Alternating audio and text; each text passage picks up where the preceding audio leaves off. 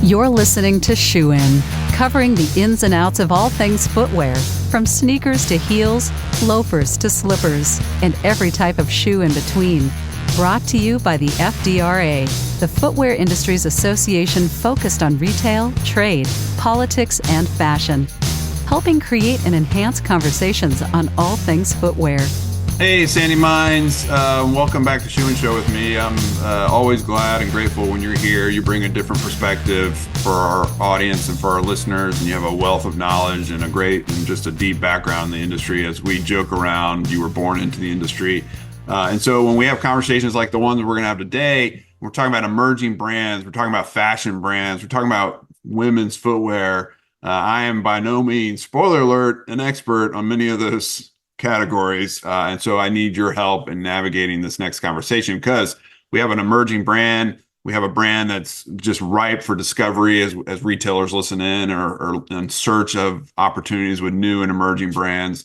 And we have a brand that's backed by kind of an intellectual capacity that we don't usually have, which is, and that this will all make sense once we kind of get into the conversation. But we have someone who's come into the industry from outside the industry who's really, really smart and accomplished. And I'm very excited to hear more from him and his journey. So with all that being said, Sandi, who's on Shoe and Show today? Today we have Fernando Pena from Jules Shoes. He is fresh out of the operating room. That's how we're talking to Fernando today. Usually we're not in quite the setting. He's dressed in scrubs and has left the operating room to talk to us on this amazing podcast. So welcome, Fernando, and we look forward to chatting with you today. Thank you, Sandi. Thank you, Matt. Good morning, everybody. Good morning. We typically start out by asking our guests how they entered the footwear market. What was your first step into the world of shoes, and how that journey is going for you? So tell us a little bit about that. Yeah, in our case, well, I will start saying the brand is Julieta Barcelona, and basically my wife Jules and I are trying to move it forward. And the reason why this got started is because my wife could not find a comfortable, luxurious shoe to travel with. So if I have the time to explain in a little bit, we were trying to put together a mission trip to Ecuador, and she was trying to look for shoes that she could wear on cobblestone streets. And she said, Fernando, there's nothing that looks good that is comfortable. I said, come on, I'm sure you can find something that is reasonable. And one thing led to another. And we, in fact, discovered that what we believe, our perception is that a comfortable shoe, it is probably not very stylish, and a stylish shoe is probably not very comfortable. And then we just tried to put two and two together. So that dates back to 2015. And we were convinced that there was a solution to the problem. I was not aware that there was a problem until I met my wife. I didn't know that women have pain when they wear some heels. And basically, we started working together. We ran through a bunch of prototypes. We gave them to Julie, tested all of them. We gave it to friends, and one thing led to another, and here we are. Yeah, I mean, I think this is an issue as old as time, if I'm not mistaken. But you're right. Those of us who don't wear women's shoes don't often hear about how uncomfortable they can be in most and every situation. And comfort is king in our industry, whether you're an athletic trainer or you're a women's high-end pump or fashion heel, comfort is always king. And so it sounds like, Fernando, you guys set out with your unique background to kind of dive into solving a problem that has been, again, as old as time. And we'll talk more about your background in just a second, but I do want to talk about kind of the brand's position. Tell us about your customer, who your target customer is. What are some of your price points, the development of the brand as a whole? Where do you sit in the marketplace so our listeners can better understand that? Yeah, so I would say probably the most important thing is to understand that we are not trying to run a crusade in favor of heels. We are not trying to convince people to wear heels, but for those who like or have to wear heels, we are aiming to basically those professionals who have a dress code to maintain or just a degree of vanity to wear heels. And it would be basically within the same demographics than probably what Jules is, which is a successful professional woman who is conscious about her image, who wants to dress nicely and be stylish. And at the same time, she doesn't want to think about her feet while being on the boardroom, at court, or in an architect firm, or as a doctor. And therefore, we are creating shoes with very high quality materials. They are outsourced from Italy. We have put a tremendous amount of detail on the production, which is handmade, as well as the packaging and so forth. And I would say probably, Matt, the price range is from probably the low 200s to up to 660, I think it is.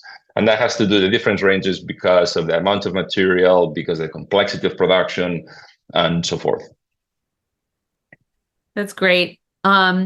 I have the opportunity of wearing your shoes, and I will definitely attest to the fact that they are super comfortable and stylish, and I absolutely love them. So, I really encourage people to check them out when you can.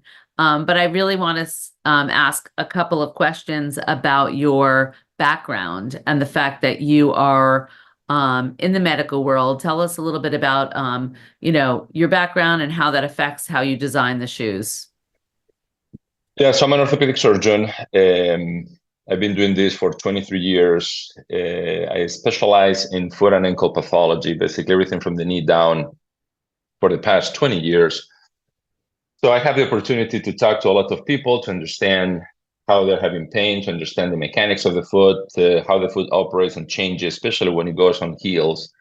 So basically the premise that we had when the company started was for Jules to design the outside of the shoe, given the stylish woman that she is, and I would design the inside of the shoe, understanding how the foot changes and what are the needs for the foot once it goes into a high heel position. So I think that we have the advantage that I understand why a shoe is painful, and I also understand how a shoe can be changed or modified to not be painful, in our case, to be extremely comfortable. Because let's say, for example, a big, large, famous producer of maker of shoes, they may be aware that their shoes are not comfortable, but they don't know how to make them comfortable. And I think that is the advantage that we have with the background that I have in orthopedic surgery, which is that we can change the inside of the shoe for the shoe to be comfortable. And I think that positions us in a very unique place. And we have witnessed anecdotally multiple women, you can see on their face once they carry the shoe, it is like, oh my God, I have never felt anything like this. Or I never thought that actually heels could not be painful. So it has been a really fun experience, and still is working on it. Yeah, it's a work in progress as always, right? So that's really interesting, Fernando, because you are seeing kind of the end result of maybe from your patients, what years of wearing shoes and discomfort will lead to, and you're trying to kind of jump ahead into the process to tamp that down. You're almost trying to bring in less of your medical patients by providing more comfortable shoes. I don't mean to like undercut your medical business, but it'd be great if you had less and less patients coming to see you because they were wearing Jules shoes and they were more comfort. Am I thinking about that right? Well, to some degree, Matt, you're correct. I would say probably that one of my mantras in my practice is that everybody deserves to walk pain-free. Mm-hmm. Every human being in the 21st century should walk pain-free. And sometimes people ask me, well, I want to run a marathon. It's like, well, let's think about that and let's be realistic and let's understand expectations and your problem and anatomy and whatnot. But to walk pain-free, I think it is a very reasonable request. And then you say, well, I want to walk pain-free when I wear heels. I still think it's a reasonable request. And I think that more importantly, it can be accomplished. If it was something that it would be actually impossible to accomplish, and say, well, you know what, you have to compromise. Either you wear heels or you have pain. But in fact, we have been able to be able to achieve both goals, heels and comfort. So I don't think that it is so much about creating or not creating pathology moving forward. I think it is just about the fact that women deserve to be comfortable. while they're looking good. So that is basically the premise that we are working on. As simple as that, right? Well, let's talk about, you're starting out, you're establishing a shoe brand, you've been on this journey for some time. What are some words of wisdom you might have for those who are thinking about starting a brand, no matter what their value proposition is as they come into the industry and what market segment they want to serve? But what are kind of lessons learned and maybe some wins that you would like to provide as far as starting up a shoe company? So I don't have any background in business. Neither does Jules, my wife. We're both doctors. We have been doctors our whole life. And one day we decided to start a business. And you can imagine the mountain that we had in front of us and the number of obstacles, challenges, and lessons that we have learned. So I also like to learn. I think that is part of the fun of my day job as a surgeon. We learn every day. We learn in clinic. We learn in the OR. And I have been learning tons and tons and tons by running the company and growing the company. I would say probably that with certainty, without a doubt, both of us had no clue of the magnitude, the intensity, and the complexity of this project. So I would say probably a piece of advice, it would be damn sure that this is what you want to do, because it is a massive project. It is extremely hard to run it on the side. We don't want to quit our jobs as physicians or surgeons. So it has been a very, very intense project. It has been a lot of fun. And I would just paraphrase Elon Musk, regardless what you think of him. I was feeling down one weekend. We had some issues, things were not working.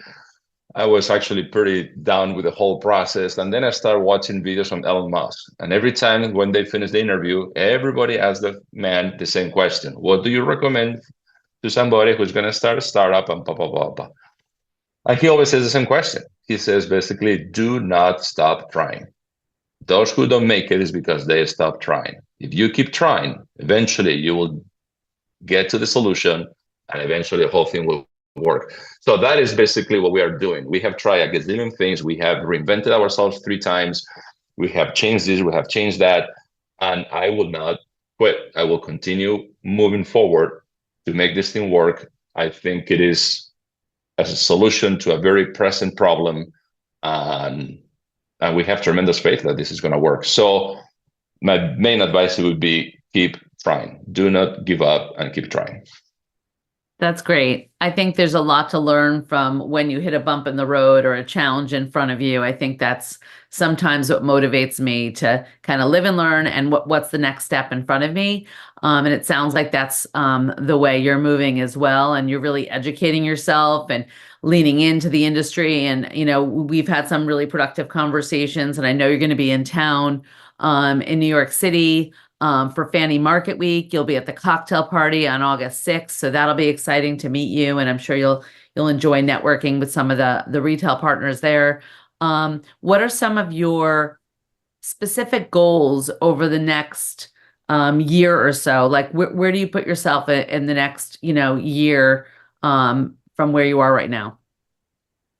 So currently we sell in Europe, UK, and the US, and we want to give a strong emphasis to the US market. And I would say probably for the next year, we would like to have a physical presence for our potential customers to be able to test the shoes and actually to appreciate and acknowledge that the level of comfort that they experience is significantly higher than with other shoes. So that would be that was basically the main goal that we have for 2024. Unfortunately, we have realized that it's a very slow, long process. So probably that will continue being the initiative for 2025. And I think that will make a big difference. And it is, again, for the US market, I think it is critical to be out there and for people to be able to test the shoes. Yeah, that's so critical. With all the talk on direct to consumer we have in our industry right now, Fernando, you're seeing even some of the biggest brands start to really get back to investing in retail and in person, and When we do consumer surveys, consumers, in spite of the convenience of buying online, they also do want to be able to interact with product in store. And so you're right to be getting involved, joining FDRA, coming to the cocktail party, getting in front of retailers. That's all part of that trying encouragement that you put out there, because we have a relational industry, and you are on your way to building those relationships, which is really smart. As we close out the conversation, Fernando, what's the best way, for listeners, both consumers and industry execs, to see the product? What website should we give out? How would you like for people to get in touch with you? Yeah, thank you, Matt. So it is JulietaBarcelona.com. Julieta spelled Julie, T-A, Barcelona.com. It's all together, no dots. We deliver, we have free shipping, we have free returns. We ship all over the world. We can even ship overnight if you request to do so. So don't be intimidated by the fact that we're based in Barcelona. We're more than happy to send shoes and do free returns. And we need to make sure that customers are happy and satisfied with the product. Yeah, absolutely. Well, we'll put that URL, that link, in the show notes as well, so our listeners can access it. Fernando, thank you for coming on the Shoe and Show program. Thanks for bringing kind of outside thinking and critical thought into our industry. We can be an insular industry at times, so having others come in and really help drive different thinking around issues that we've been dealing with for some time is very helpful. And again, we thank you for coming on Shoein. Thank you guys for having me. Folks, this has been another exciting edition of the Shoe and Show program. Go to shoeandshow.com for all of our episodes, whether it's this one or many others. Subscribe, rate the podcast so others can see it. We're entering our 9th year of recording these great conversations, and it sometimes feels like we're just getting started because there's so much change happening. There's so many great and emerging brands like Fernando's that are coming into the industry. And so make sure you stay on top of it and are in the know by going to shoeandshow.com and subscribing where you get your podcasts. And until next time, Shoe and Show is out. Shoein has been brought to you by the FDRA, the Footwear Industries Association focused on retail, trade, politics, and fashion, helping create and enhance conversations on all things footwear. For information about FDRA, visit fdra.org.